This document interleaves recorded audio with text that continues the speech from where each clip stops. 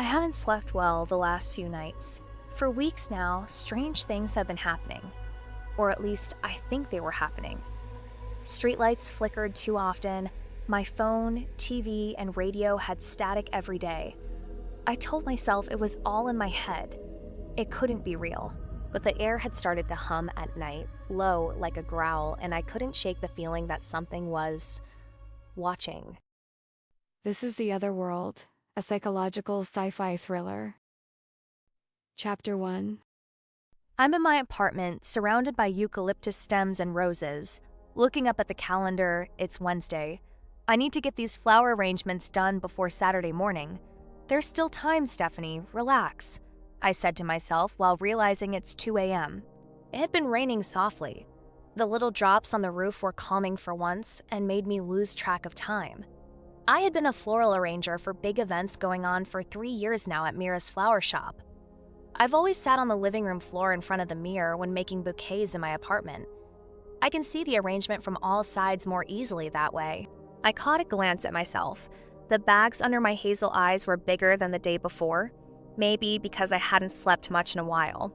My long black hair was in a messy bun and made me think that I should probably take a long shower before I tried going to bed. That's when the lights blinked out. Not flickered, blinked, like someone had pressed the light switch on and off a few times. Finally, everything went dark for maybe 3 seconds, and then the power surged back on. But things were wrong. The walls of my apartment shimmered, just slightly, like glitter sparkling in a streak of soft sunlight. My reflection in the mirror didn't move when I did. It sat there, still as death, staring back at me with the same exhausted expression, but frozen. And then my reflection smiled, but I wasn't smiling.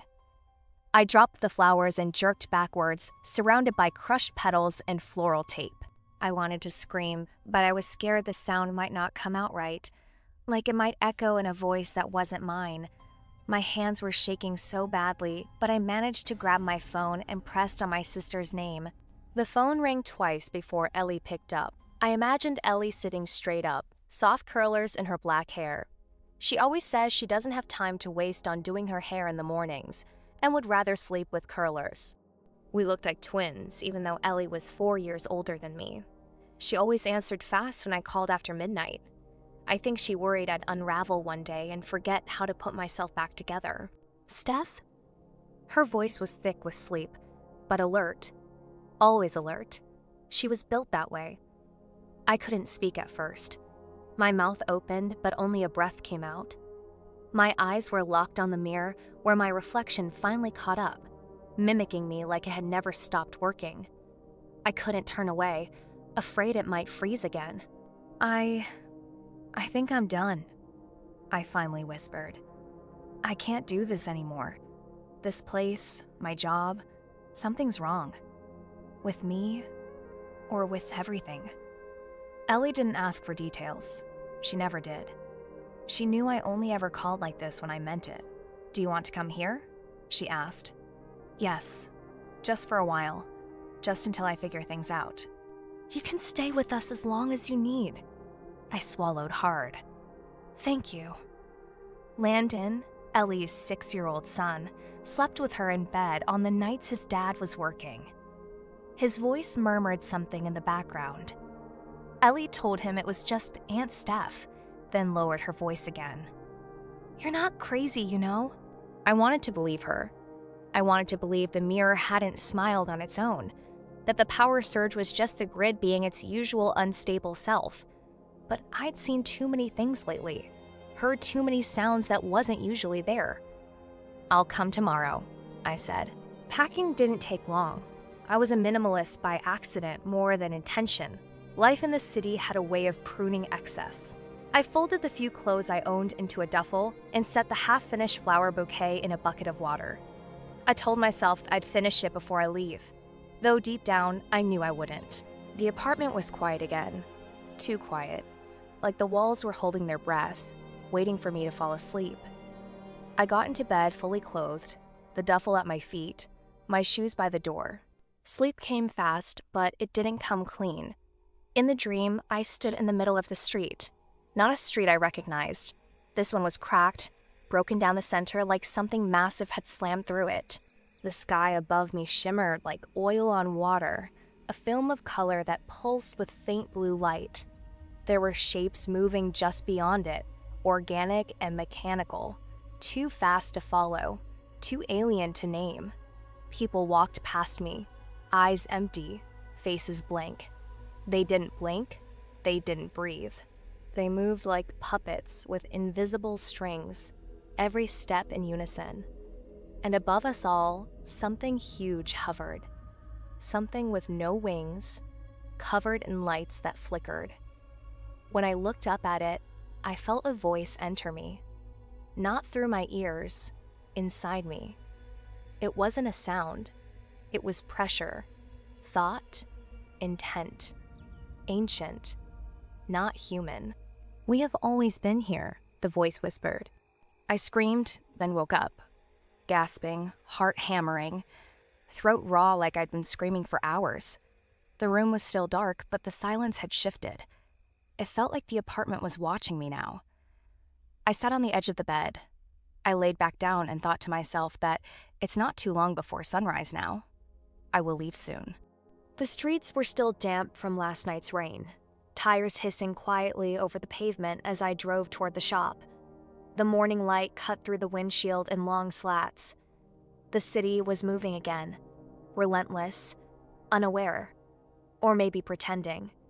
As I waited at a red light, I remembered something, a tiny moment I made myself forget. A week ago, maybe 2, I'd been at the corner cafe, standing in line behind a man with brown hair and scar across the back of his neck. I remember that because I was staring at it, bored, half asleep, not thinking much. The barista called his name. He stepped forward, took his coffee, and walked out the door. I looked down at my feet and waited for my name to be called. Then the barista called the same name as before. The same man stepped forward again. I looked up in surprise. Same hair, same scar. Like the first version had rewound itself and was trying again. I blinked and looked around. No one else reacted. The barista didn't flinch. She said his name the same tone, same words, like she hadn't just done it 30 seconds ago. I told myself I was tired, or it was déjà vu, that my brain had glitched, and not the world. But I remember feeling cold after that, like cold water rushing down my spine, snapping back to the present. The light turned green. I pulled forward slowly, my hands tighter on the wheel than they needed to be. I finally reached the parking lot next to Mira's shop a few minutes later. Getting out of my car, the air felt damp and strange. The streets buzzed with their usual noise, but beneath it, I swore I could hear that low hum threading through the air I usually heard only at night, like a distant engine that never shut off. I walked to the shop with the flower arrangement balanced carefully in my arms, petals trembling slightly with every step. The shop smelled like lavender and cold water. Familiar. Safe. I placed the arrangement on the counter, my fingers reluctant to let go of the last thing I hadn't finished. The shop owner and my boss, Mira, was in the back going over invoices. She didn't look up right away. When she did, her smile faltered. She has always been nice to me. She knew I lost both my parents. She'd been my mentor in my first year working for her. "You look like hell," she said gently. "I'm leaving," I replied, before I could lose the nerve. "Going to stay with my sister for a few days. Maybe longer." Mira blinked. "Are you okay?" "I don't know," I said. "I don't think so."